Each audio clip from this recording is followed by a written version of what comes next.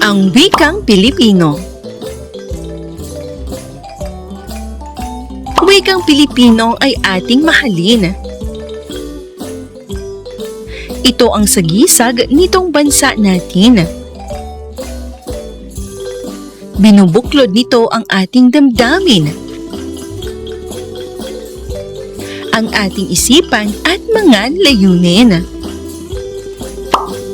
Wikang Pilipino ay maitutulad sa agos ng tubig na mula sa dagat.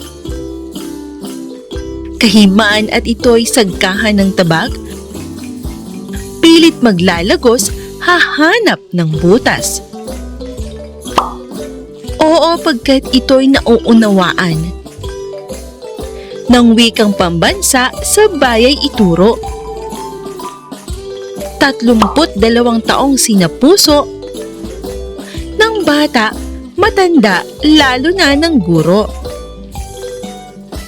Napasok na nito'y maraming larangan ng mga gawain na pampaaralan, transaksyon sa bayan at sa sambayanan, mga paaralan sa sandaigdigan.